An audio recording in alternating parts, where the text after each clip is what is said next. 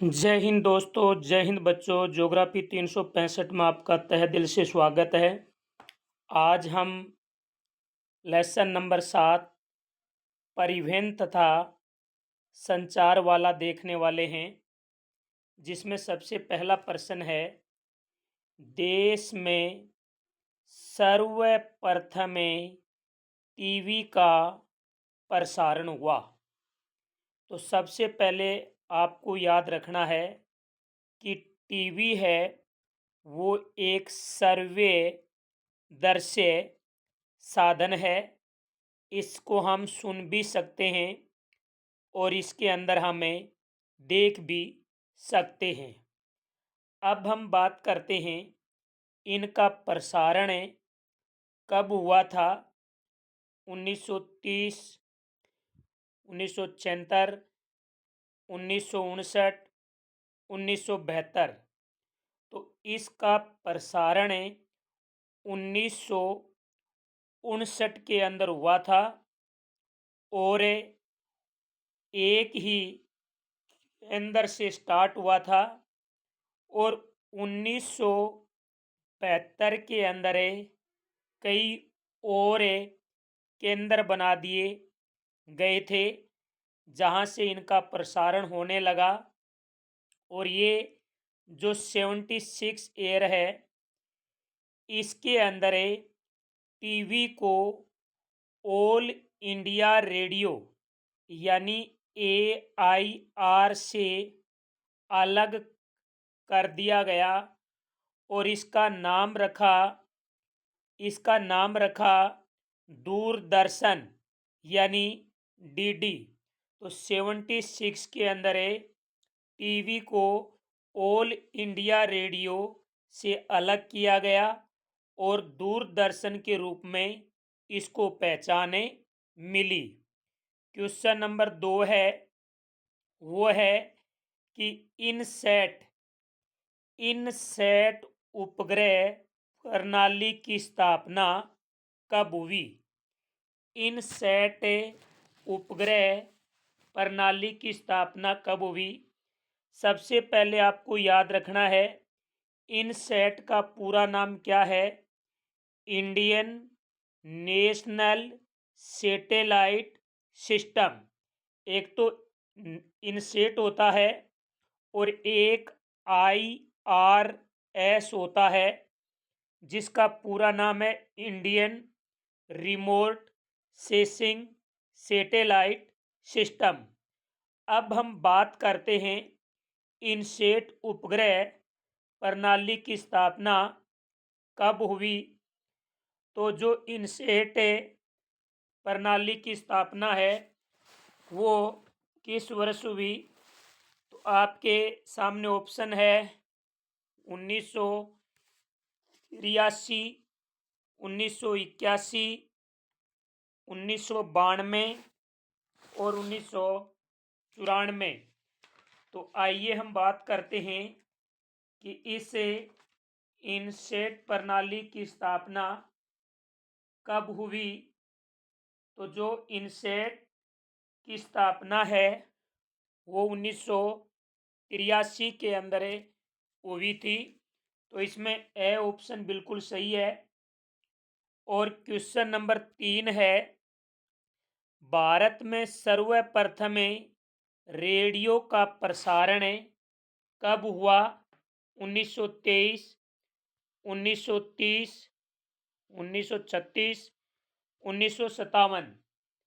तो देखिए, आपको मैं बता दूं कि भारत में जो रेडियो का प्रसारण है वो 1923 के अंदर हुआ था और 1930 के अंदर क्या हुआ कि इंडियन ब्रॉडकास्टिंग सिस्टम के अंतर्गत रेडियो को ले लिया गया और 1957 को इसका नाम बदल करके आकाशवाणी रख दिया गया। क्वेश्चन नंबर 10 है, निम्न में से व्यक्तिगत संचार के साधन हैं। देखिए, संचार के दो साधन होते हैं, एक व्यक्तिगत होते हैं और एक सार्वजनिक होते हैं। तो यहाँ पर आपको व्यक्तिगत संचार के साधन पूछे हैं, जिसमें है टेलीफोन, जिसे दूरभाष कहते हैं, तार, जिसे टेलीग्राम कहते हैं, फैक्स या ईमेल। ये सारे के सारे क्या हैं, यानी व्यक्तिगत संचार के साधन हैं। तो इसमें द ऑप्शन सही है, उपयुक्त है सभी।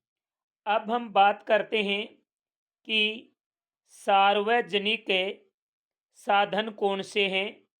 तो सार्वजनिक में जैसे रेडियो आएगा, रेडियो के साथ साथ टीवी आएगा, और उपग्रह सैटेलाइट सिस्टम भी आएगा, समाचार पत्र भी आएंगी, और पत्रिकाएं, पुस्तकें और जनसभाएं, ये सारी की सारी सार्वजनिक के अंतर्गत आती हैं, और ये सारी की सारी व्यक्तिगत के अंतर्गत आती हैं।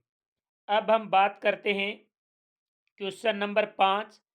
आरंभिक समय में जनसंचार का साधन था। आरंभिक समय में जनसंचार का जो साधन था वो क्या था? पहला ऑप्शन है पशु पक्षी, ऊंट, घोड़े, कुत्ते, तेज दौड़ने वाला धावक, आग का धुआं। तो ये सारे के सारे आरंभिक समय में उपयोग में लिए जाने वाले जनसंचार के साधन हैं। इनके बाद में क्वेश्चन नंबर 6 है, गेल की स्थापना कब हुई? तो आप मुझे कमेंट बॉक्स में गेल का पूरा नाम बताओगे। अब देखिए, गेल की स्थापना कब हुई? 1984, 1987, 1989, 1990। तो देखिए, गेल की स्थापना 1984 के अंदर हुई थी। अगला क्वेश्चन नंबर 7 है, एशिया की पहली सबसे लंबी पाइपलाइन कौन सी है? एशिया की सबसे पहली लंबी पाइपलाइन इसके अंदर पूछी गई है, तो वो कौन सी है? नाहरकटिया असम से बरौनी बिहार तक, नाहरकटिया असम से अंकलेश्वर गुजरात तक, अजीरा से अंकलेश्वर तक, विजयपुरा से जगदीशपुरा तक। तो ये जो पहली एशिया की सबसे लंबी पाइपलाइन है, ये नाहरकटिया असम से आरंभ होती है और ये बरौनी बिहार तक जाती है। 1966 के अंदर इसे कानपुर तक विस्तारित कर दिया गया है और इसकी लंबाई है 1157 किलोमीटर। क्वेश्चन नंबर 8 है, गेल द्वारा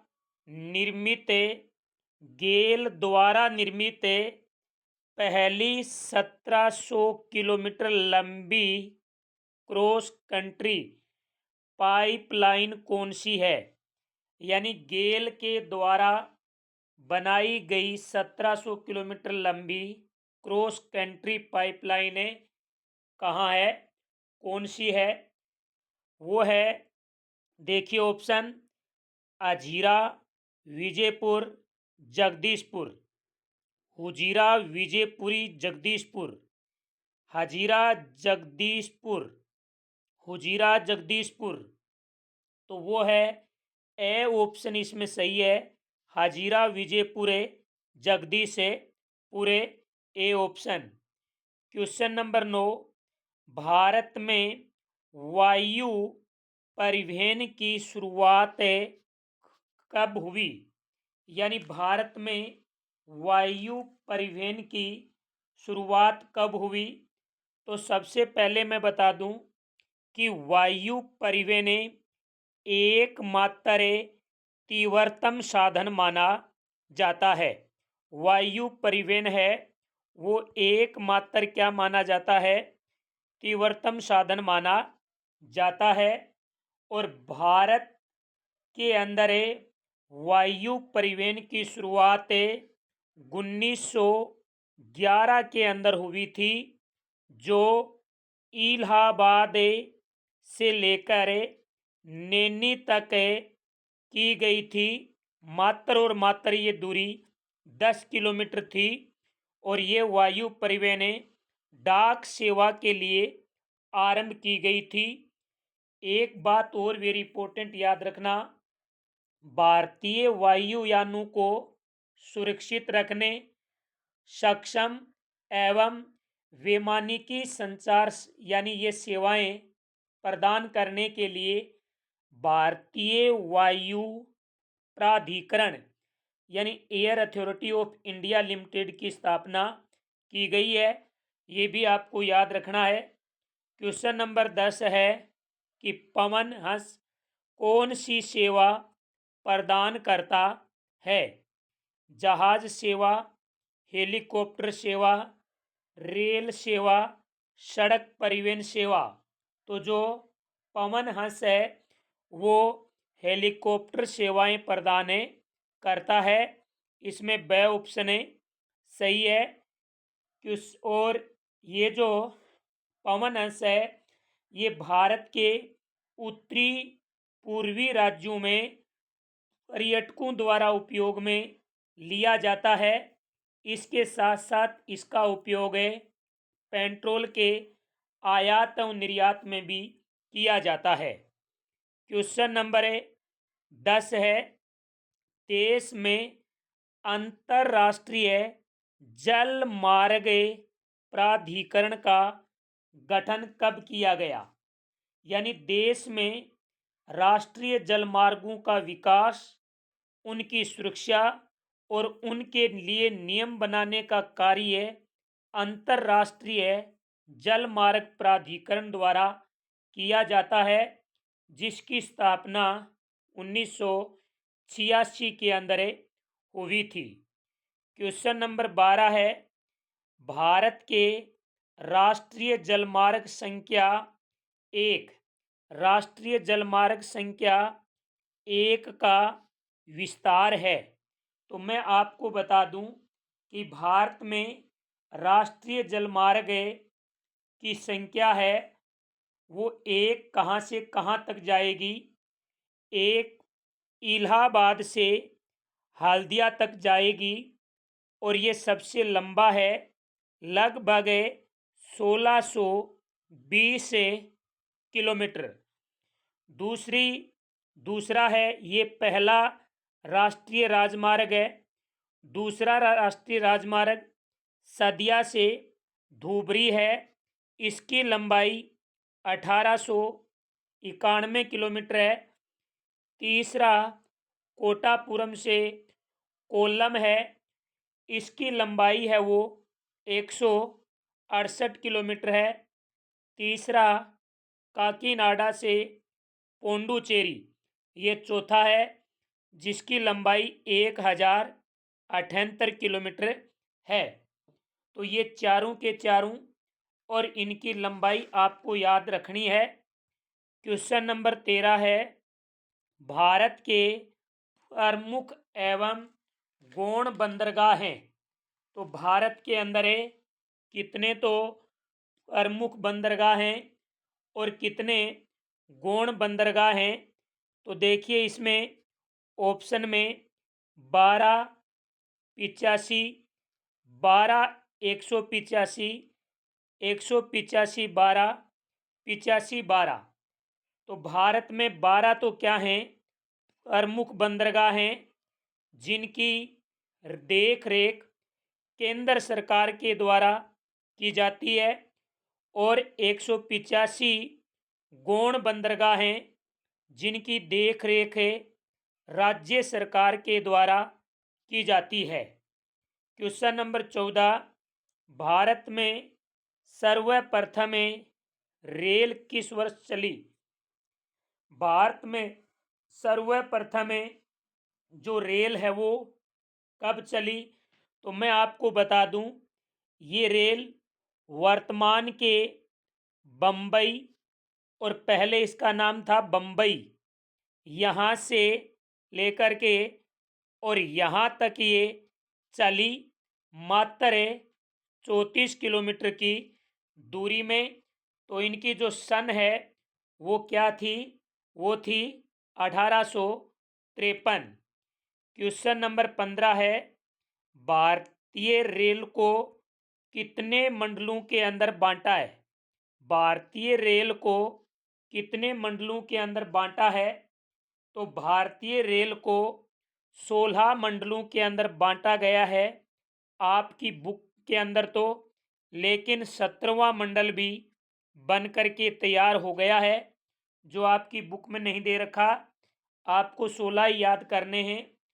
और भारत में 2019 से 20 की रिपोर्ट के अनुसार भारतीय रेल जाल की कुल लंबाई है वो है 67,956 किलोमीटर। तो इस लेसन को हमें 2 भागों के अंदर आपके सामने लेके आएंगे, क्योंकि ये एक बड़ा लेसन है और इसमें जो क्वेश्चन है, आज आपको लगभग 15 क्वेश्चन बता दिए हैं। जो शेष क्वेश्चन है वो इसके दूसरे वीडियो के अंदर आपको मिलेंगे। और जल्द ही हम एक ऐसी ही इतिहास और राजनीतिक विज्ञान की भी टेस्ट सीरीज आपके लिए लेके आ रहे हैं। तो आप वीडियो को ज़्यादा से ज़्यादा लाइक करें, शेयर करें। जो मित्र, जो विद्यार्थी इस चैनल पर पहली बार आ रहे हैं वो चैनल को सब्सक्राइब जरूर कर लें, ताकि जब भी वीडियो अपलोड हो उसका नोटिफिकेशन आपको सबसे पहले मिले। इसी के साथ जय हिंद, जय भारत।